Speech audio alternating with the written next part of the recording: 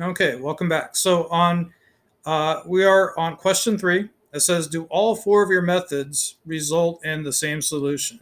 If not, explain, or if not, can you explain the differences? So let's go ahead and we're going to scroll back up. We're going to look at the 4 different ways. So remember, the key numbers was 217 and 3580. Okay, the total rental was 3580. Number of miles is 217. So we got that on using a table. Okay, on the graph, we have to go to 217, and we kind of have to estimate here because I'm not exactly sure where 217 is, but I'm pretty sure it's around here somewhere, and that is at about 35. I'm going to guess 3580. Okay, so the graph is sometimes you kind of have to estimate on there. You won't always get an exact answer. Okay, let's look at undoing. So we had 3580 and we ended up with 217 miles. So we got the same answer again. When we use the algebraic operations, okay, that was when we did this. Notice we have 3580 up here and we ended up with 217. So the answer, do all 4 of your methods result in the same solution? Yes, they do.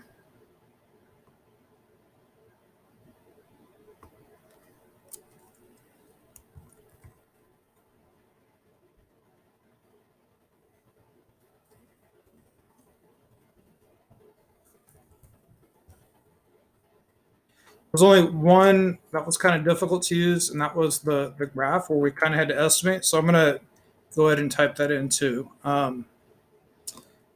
The only method that did not give us an exact answer was a graph. Now let's look at number 4. It says, describe the connections between using undoing to solve an equation and using algebraic operations to solve an equation. How are the methods similar? How are the two different? Okay, well, the two that were similar, when we do an equation, we do a lot of undoing in that. Okay, if we take a look at the algebraic equation, we undid stuff. We had the plus 2495. Well, we subtracted 2495. Okay, that was our first step when we were undoing. Okay, and then after that, we divided by the amount of nickels. So let's take a look at the undoing. First thing we did was we subtracted 24.95, and then we divided by the amount of nickels. So there's quite a few similarities between those two. How are they similar? I'm going to say they both involved undoing.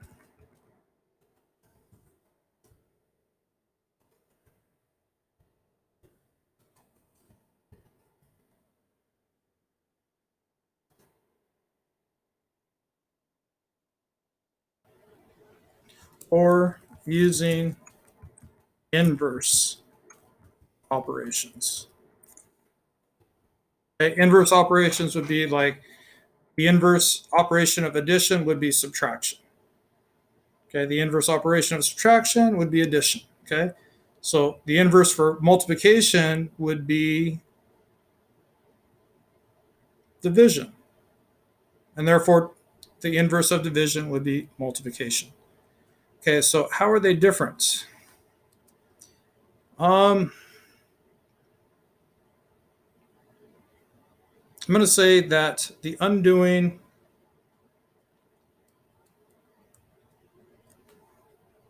involved. Well, let's take a look. Okay, we have this. I would say just the setups are a little different. I think the algebraic equation is a little neater. It's just pure numbers and simplifying. Okay, so I'm going to say they are different.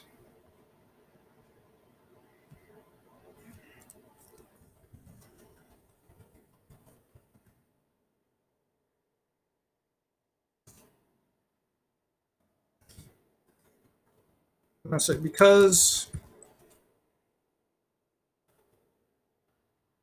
algebraically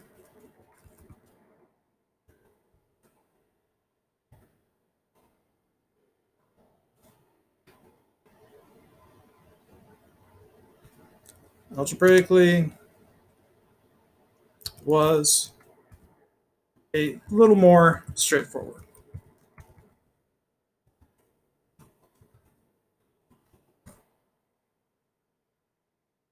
Okay, so now we have a consolidation activity. You guys can do this on your own. Here's the, it does say to do this with a partner,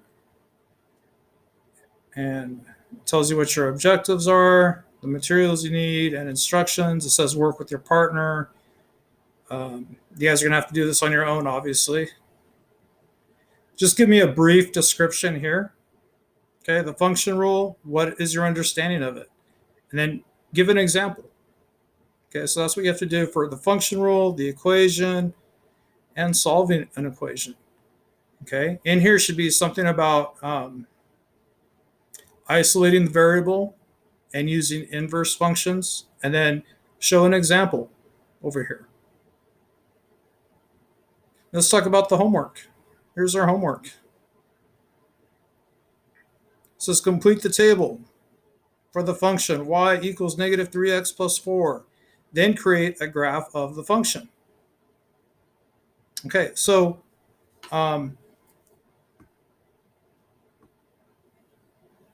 what you're going to do is you're going to plug in negative 2 in for x. So we have negative 3 times negative 2, that's a positive 6 plus 4. 6 plus 4 is 10. So y is going to equal 10. So when x is negative 2, y is going to equal 10. Okay, so you're going to do the same for each one of these. You're going to type in a negative 1. Negative 3 times negative 1 is a positive 3. 3 plus 4 is 7. Okay, when you plug in negative 1, y ends up equaling 7. Okay, so you're going to do the same for these down here. After that, you will graph these points. Okay, so the first point to graph would be negative 2 and 10. So we come over here, we go to negative 2, and then we go up to 10, put a data point there. The next one would be negative 1 and 7. So I go to negative 1 and then up to 7. Okay, so you will graph these points. You will plot these points on your graph. Let's go ahead and go down to the next part. It says use your responses from question 1 to solve these equations. Okay, so this is your y. When y is negative 8, let's take a look up here.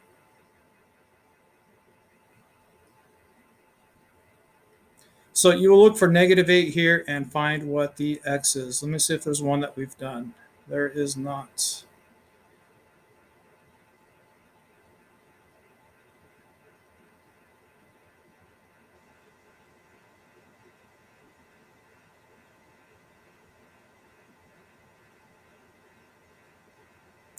Let's try this one.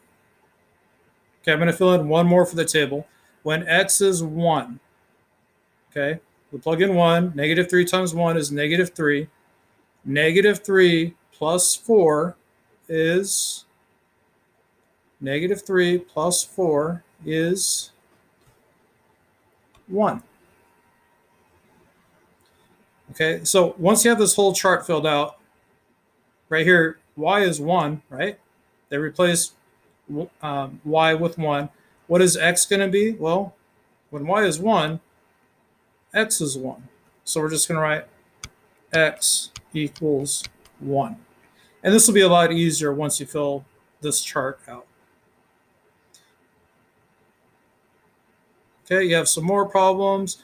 You can solve it algebraically. Okay, up here we use the table. Here you're going to use it algebraically. And you will also have to use undoing. And that is it for lesson 16.1. Good luck, guys. And we'll see you again soon.